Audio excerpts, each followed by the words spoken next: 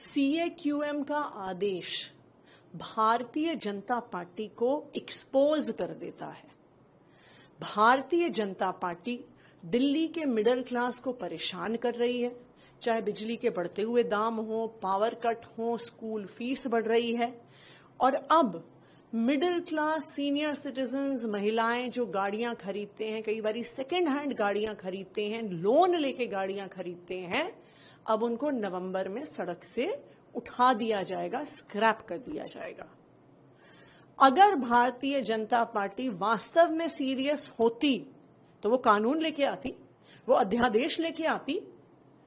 हम तो कह रहे हैं कि आप स्पेशल सेशन बुलाइए असेंबली का, हम साथ देंगे, विपक्ष साथ देगा, लेकिन भारतीय जनता पार्टी की कार स्क्रैपर से, कार डीलर से, कार बनाने वालों से सांठगांठ है। इसीलिए वो 62 लाख गाड़ियों को दिल्ली की सड़क से उठाना चाहते हैं।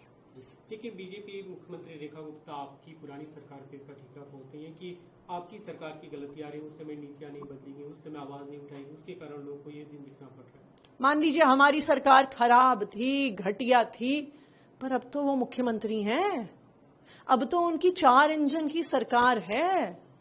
दिल्ली विधानसभा में कानून पास कर सकते हैं, पार्लियामेंट में कानून पास कर सकते हैं, अध्यादेश लेके आ सकते हैं। तो अब क्यों अरविंद केजरीवाल और आतिशी और आम आदमी पार्टी पर ठीकरा फोड़ रही हैं? दिल्ली की जनता ने उनको चुन के भेजा है। मिडिल क्लास को परेशान ना करें, कानून लेकर आए, अध्यादेश लेकर आए, उसी से दिल्ली की जनता की समस्या का समाधान होगा। CAQM ने जो हमने मांग रखी थी उसके चलते बड़ी राहत दी है। 1 नवंबर 2025 तक की अब जो पेट्रोल स्टेशन, पेट्रोल पंप और फ्यूल स्टेशन के ऊपर गाड़ियों को जब्त करने का आदेश था, उस पर राहत मिली है। ये एक बहुत बड़ी राहत है दिल्ली के लोगों के लिए। दिल्ली की मुख्यमंत्री रेखा गुप्ता जी निरंतर इसके लिए प्रयास कर रही थी और प्रयासरत होने के चलते मुझे इस बात की तसल्ली है कि CAQM ने हमारी भावनाओं को समझा। ये बड़ी राहत है दिल्ली के लोगों के लिए। मुझे उम्मीद है कि आने वाले समय में, जैसे दिल्ली की माननीय मुख्यमंत्री ने कहा था, हम इसको आगे लेके जाएंगे। दिल्ली के अंदर उन्हीं व्हीकल्स के ऊपर प्रतिबंध होना चाहिए जो पोल्यूटिंग व्हीकल्स हों।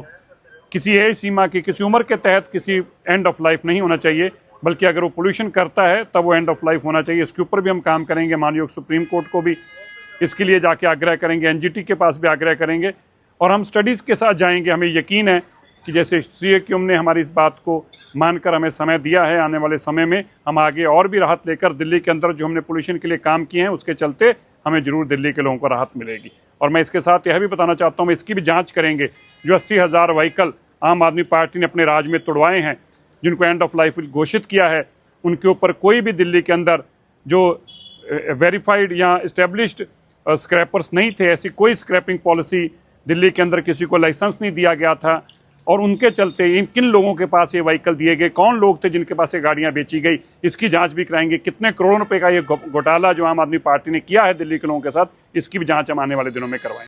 फिर बोले कि ये जो गुलाबी टिकट महिलाओं को दिया जाता है, इसमें भी भ्रष्टाचार, और इसको भी बंद करने की बात कर रहे थे, जिसके लिए हमने शोर मचाया।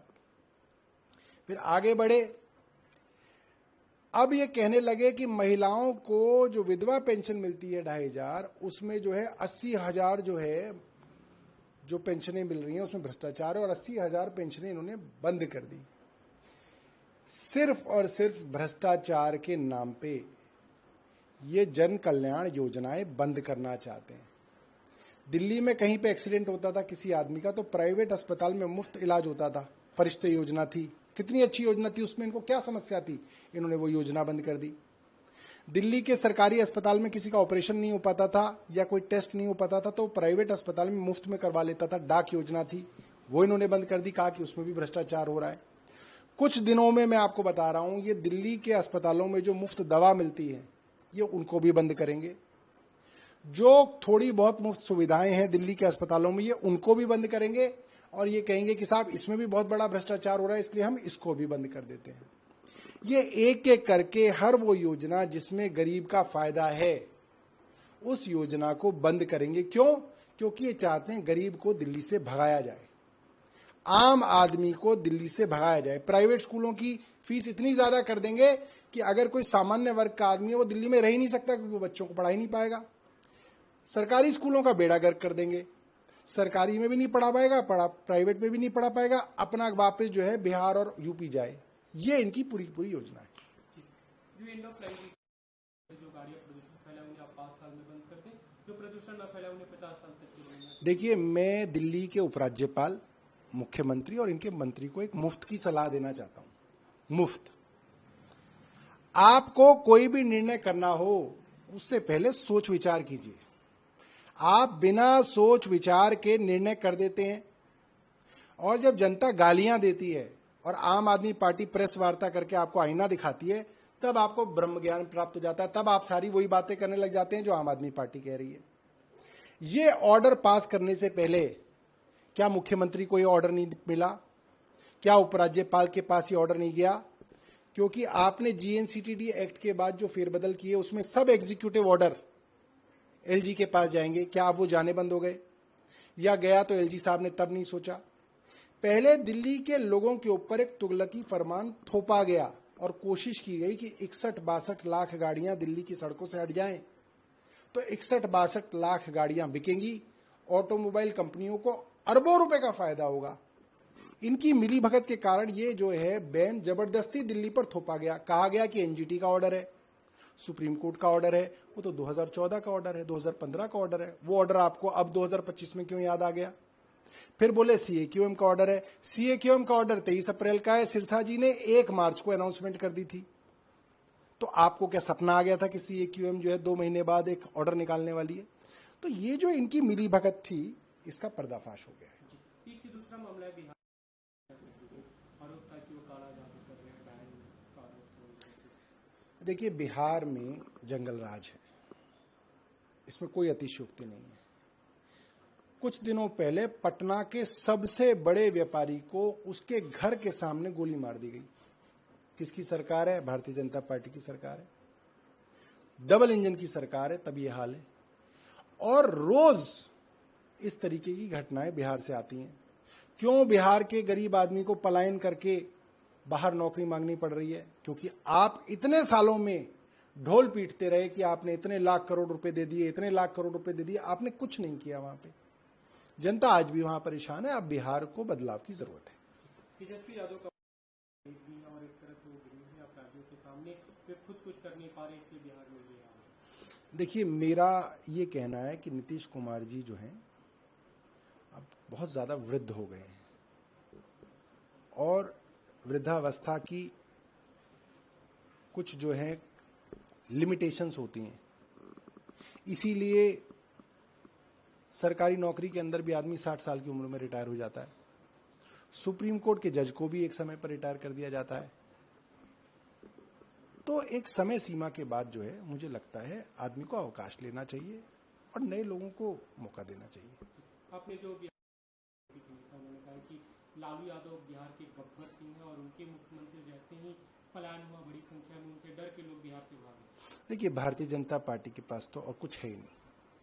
कोई समस्या हो नेहरू जी को गाली दो, नेहरू जी बच जाएं तो किसी और को गाली दे दो। सिर्फ और सिर्फ कोसते रहो और अपनी जवाबदेही से भागते रहो। यही काम भारतीय जनता पार्टी का हर मुख्यमंत्री कर रहा है, यही भारतीय जनता पार्टी की केंद्र सरकार कर रही है। पुरानों को गाली देते रहो, अपनी जवाबदेही से भागते रहो। चुनाव आयोग वेरिफिकेशन है, उस पर लगातार सवाल खड़े हो रहे हैं। 11 डॉक्यूमेंट जो मांगे जा रहे हैं, अपोजिशन का कहना है कि सबके पास वो डॉक्यूमेंट्स नहीं हो सकते हैं और ये कहीं ना कहीं गैर कानूनी है, गलत तरीके से किया जा रहा है। देखिए, पूरी तरीके से चुनाव आयोग केंद्र सरकार की उंगलियों पर नाच रहा है। क्यों? क्योंकि केंद्र सरकार उसे बना रही है। जिसको चाहती है चुनाव आयुक्त बना देती है। फिर वो मुख्य चुनाव आयुक्त वही काम करता है जो भारतीय जनता पार्टी के फेवर में जाता है। दिल्ली चुनाव में क्या हुआ? सब लोग चुनाव लड़ रहे थे, आम आदमी पार्टी रोज इलेक्शन कमीशन के चक्कर काट रही थी, डीएम के चक्कर काट रही थी, पुलिस थानों में चक्कर काट रही थी कि आप वोट काट रहे हो, आप नए वोट बना रहे हो, आप गड़बड़ियां कर रहे हो। आज बिहार में क्या हो रहा है? सारी अपोजिशन पार्टियां जो हैं कभी अब चुनाव आयोग जा रही हैं, कभी जो है डीएम के दफ्तर में जा रही हैं, कभी जो है वो कोर्ट जा रही हैं, कभी वकीलों के यहाँ जा रही हैं। ये एक मोडस ऑपरेंडी है। अपनी मनमर्जी चलाओ, अपोजिशन को इन पचड़ों में फंसा दो और चुनाव को मैनिपुलेट कर दो। अभी कहा कि हमें हिंदी से कोई दिक्कत नहीं है, लेकिन मराठी लोगों को ऐसा ट्रीट किया जा रहा है जैसे वो पहलगाम के आतंकी।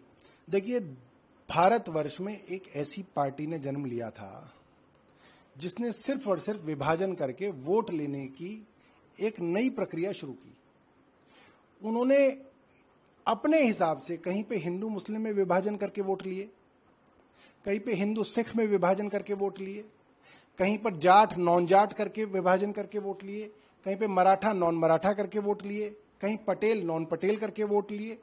उस पार्टी ने पूरे देश को इस विभाजनकारी मानसिकता के अंदर झोंक दिया है। ये हिंदी नॉन हिंदी की बहस भी की उत्पत्ति जो है वो उसी पार्टी से है। लेकिन इसमें तो शिवसेना नेताओं का बयान है। तो अब क्या है कि जब आप एक नई परिपाटी शुरू कर देते हैं, आप एक राजनीति के अंदर नया शॉर्टकट ले आते हैं कि विभाजन करो, नफरत फैलाओ, पोलराइजेशन करो और वोट लो, तो अब उनसे वो धीरे धीरे सब पार्टियां सीखती जा रही हैं। इससे देश का नुकसान है। आप जिस पार्टी की बात कर रहे हैं उसके एमपी निशिकांत दुबे, उन्होंने तो शिवसेना के नेताओं को कहा है कि यूपी बिहार में आएंगे तो पटक पटक के मारेंगे। अब देखिए,